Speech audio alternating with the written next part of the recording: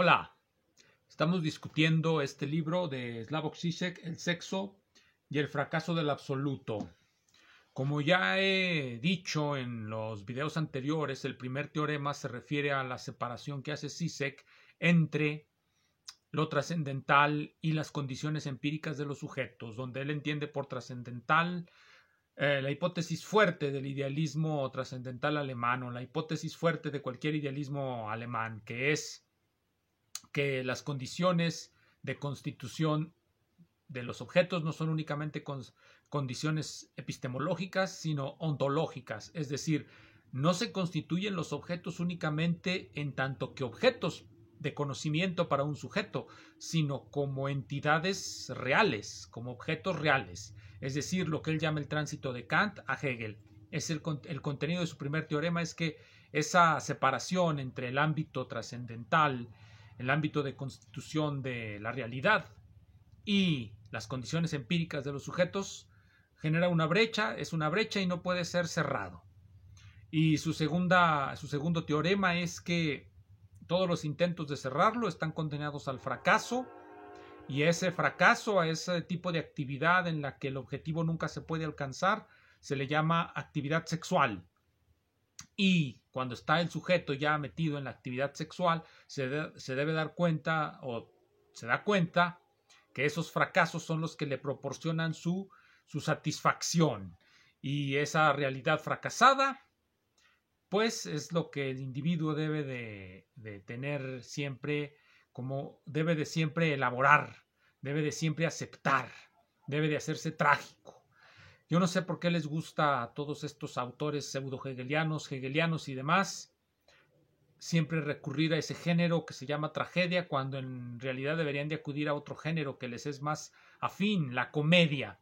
Bien, para continuar con ese tema, voy a hoy citar este libro, porque es muy importante, de Elisa Zaretsky, Freud, una historia política del siglo XX, en donde el autor, bueno, voy a comenzar con una interpretación mía. Este libro bien podría haberse llamado Freud, la ética del capitalismo, o el psicoanálisis como ética del capitalismo. ¿Por qué? Porque lo que él trata de hacer es un proyecto similar al de Max Weber en su libro La ética protestante y el espíritu del capitalismo, en donde intenta relacionar el advenimiento de la reforma con la aparición, o más bien la reforma como catalizador de la aparición del capitalismo debido a los valores que promovían pues todas las sectas protestantes, valores que según Weber serían particularmente afines al desarrollo de lo que serían particularmente afines a las actividades capitalistas o propiamente comerciales. Bueno, más o menos eso nos dice. Y eso es lo que va a intentar hacer aquí en este libro Zaretsky. Me voy a permitir citar unas palabras que son fundamentales para lo que voy a decir a continuación. Cuando escribió La ética protestante, Weber creía que el capitalismo ya no necesitaba una justificación trascendental. Y aquí trascendental la vamos a seguir entendiendo como condiciones de constitución de sus objetos, pero llevado a la idea de que eso trascendental es algo que está fuera del mundo, que está en el espíritu, por decirlo así, en el espíritu. ¿Dónde está el espíritu? Bueno, es decir, un geist o un espíritu. Observó que este ascetismo mundano abandonó su jaula de hierro una vez que tuvo éxito remodelando el mundo entero. En lugar de el capitalismo victorioso pudo asentarse en fundamentos mecánicos, es decir, que el capitalismo fue puesto en movimiento por la necesidad económica y las relaciones de causa-efecto una vez que dejó atrás la reforma. Sin embargo, nos dice el señor Zaretsky, lo cierto es que el capitalismo siempre requiere un espíritu. Siempre requiere un espíritu. ¿Qué significa esto? Significa que la brecha entre lo trascendente y las condiciones empíricas de los sujetos nunca puede ser llenada, siempre se necesita una explicación, una justificación. Y eso es lo que nos dice que Zaretsky, que el psicoanálisis se volvió en la segunda fase del capitalismo, la que él llama la segunda revolución industrial, el aumento de la producción y el consumo de masas. El psicoanálisis se volvió ese espíritu del capitalismo en su siguiente fase de consumo masivo. Lo voy a leer como él lo dice. Nunca termina de justificarse a sí mismo de una manera puramente instrumental y además es cambiante. En este capítulo mostraré que el psicoanálisis jugó un papel crucial en los cambios en el espíritu del capitalismo que asociamos con la segunda revolución industrial, el aumento de la producción y el consumo de masas. El psicoanálisis. ¿Por qué insisto en el psicoanálisis? Porque eso es uno de los elementos clave en la siguiente parte del trabajo de Zizek. Ya entramos en la sexualidad, ya mencioné las famosas fórmulas de sexuación de Lacan, ya estamos pues en una interpretación del psicoanálisis, la interpretación lacaniana. Antes de entrar directamente a eso, voy a sacar uno de mis elementos didácticos que tanto me gusta sacar aquí. Aquí lo voy a poner. Bien, vean este dibujo, véanlo. ¿Qué trata de representar este esquema? Trata de mostrar dos niveles a los que yo llamo el nivel macro y el nivel micro, el que está ahí abajo. Ese sería el nivel micro. El nivel macro es el de los fenómenos agregados.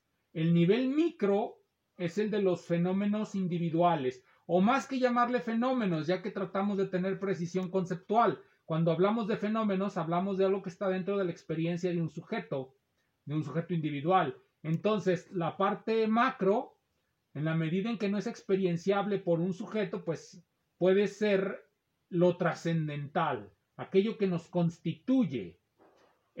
Los fenómenos macro, los fenómenos que involucran muchas masas, muchas gentes, son fenómenos extendidos a lo largo del tiempo y del espacio y que afectan a los fenómenos micro. Esta es la primera transición, macro-micro, transición de los fenómenos macro a los fenómenos micro. Luego allá hablamos de una transición de un fenómeno micro a otro fenómeno micro y luego la transición de un fenómeno micro a un fenómeno macro. Este puede ser el páramo trascendental y ese es el páramo de nuestras condiciones empíricas. ¿Por qué o cómo me arrogo yo estas ideas de decir que lo trascendental es el plano de los fenómenos macro? Pero bueno, aquí sí necesito ser un poco más preciso. Fenómeno en la interpretación que se le da en la crítica de la razón pura, en el idealismo alemán.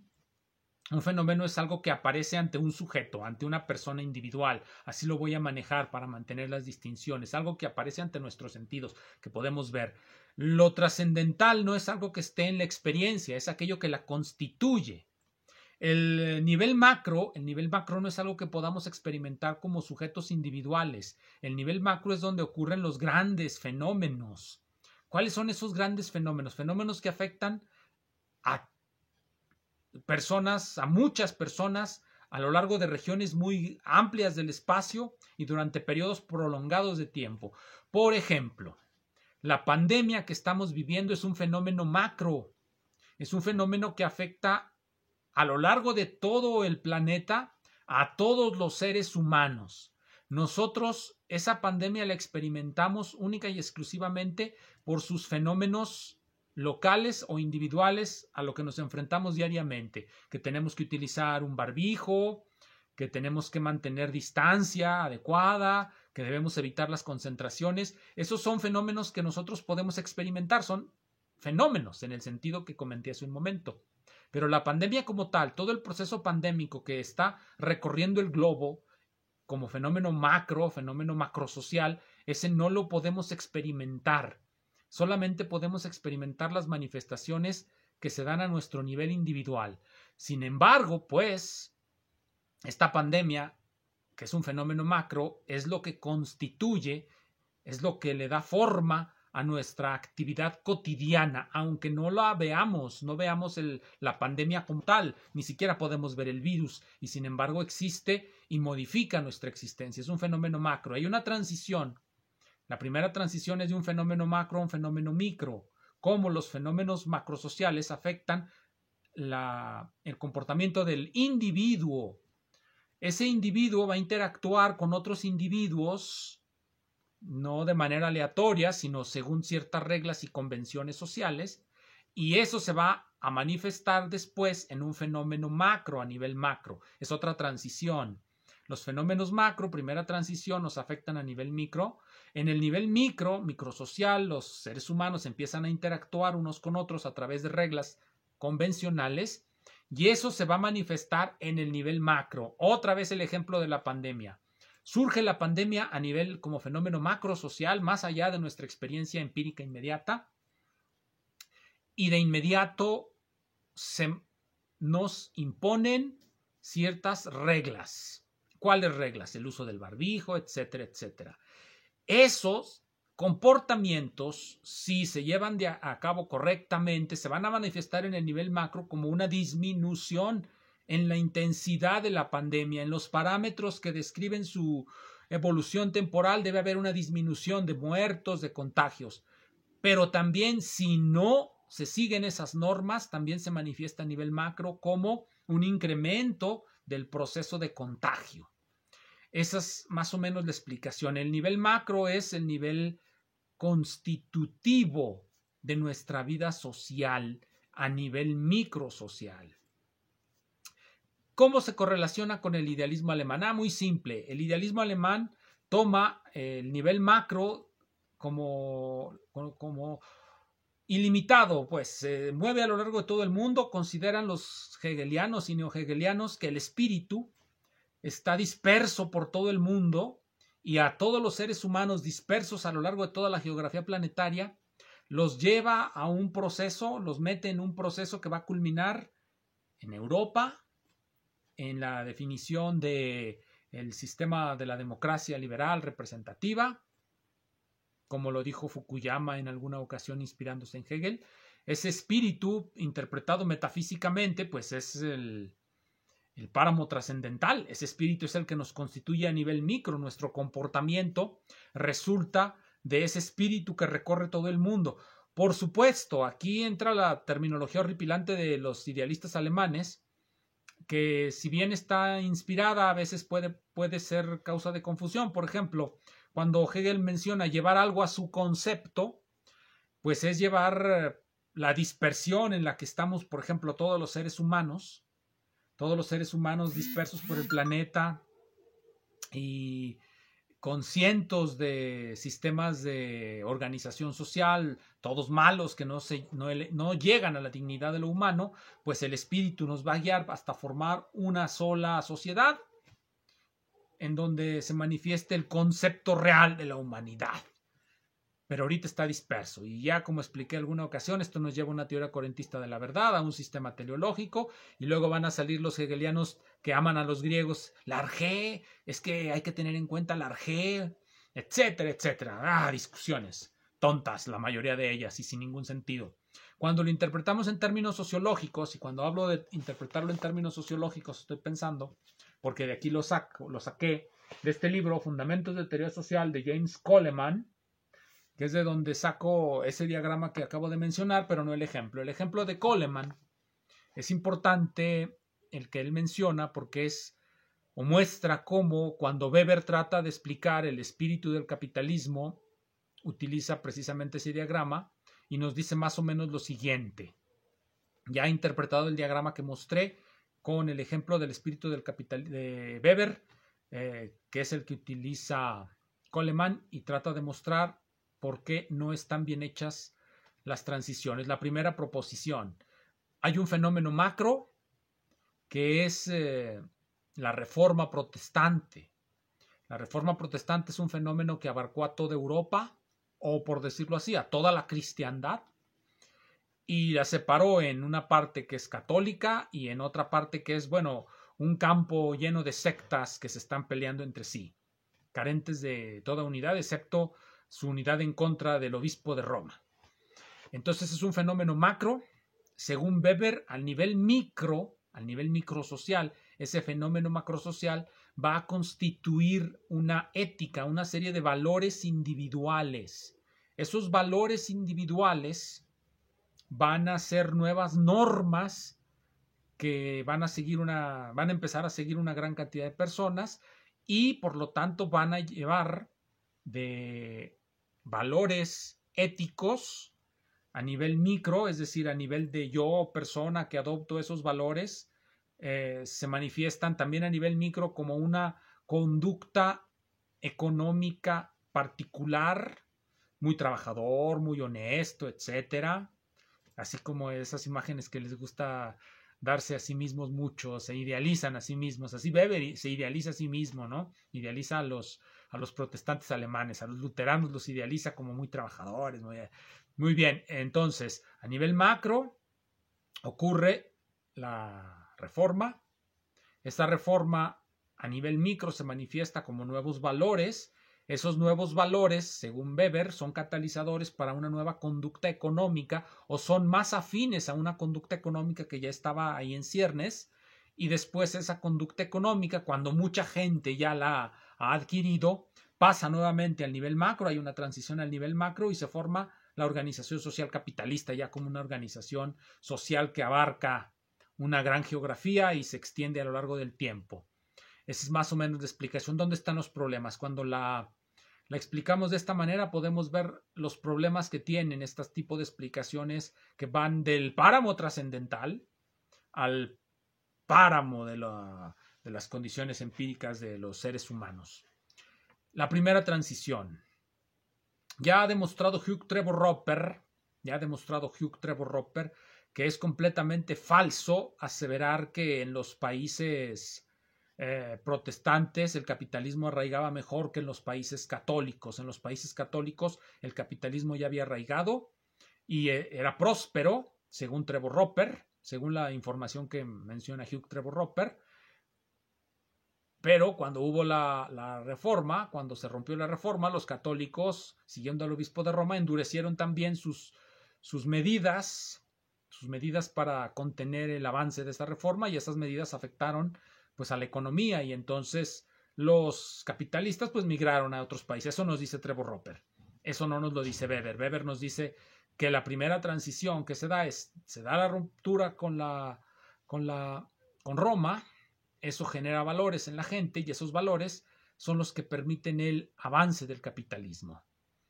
Es decir, los nuevos valores van a generar nuevas conductas. Hasta ahí, bueno, como ya dije, Hugh Trevor Roper está en desacuerdo con ese tipo de transiciones porque sencillamente no es así. En los países católicos también prosperaba el capitalismo, es decir, se llevaba muy bien en países católicos como luego se llevaría muy bien en países protestantes. Así es que desde ahí ya parece que la correlación primera, que es de la reforma a inculcar valores en la gente y de que esos valores generen una conducta económica que sea más afín a los capitalistas, parece que no es cierto. Luego viene la siguiente transición, la transición de que una vez que se tienen esos valores, cómo se pasa nuevamente al sistema capitalista ya como un sistema macrosocial.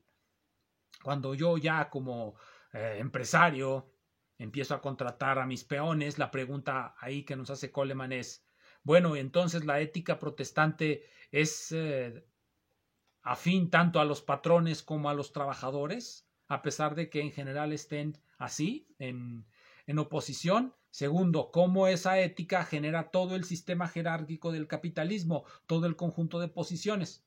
No lo responde Weber. Es un proyecto, pues, que tiene muchos problemas para convencernos.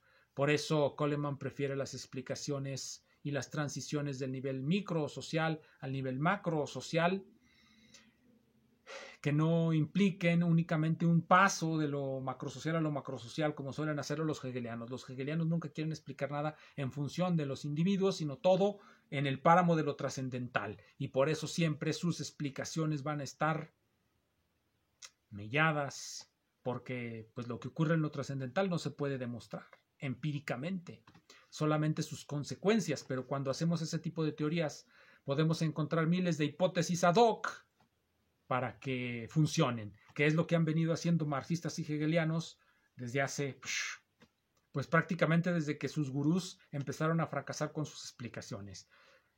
Nos vemos en la siguiente. Gracias.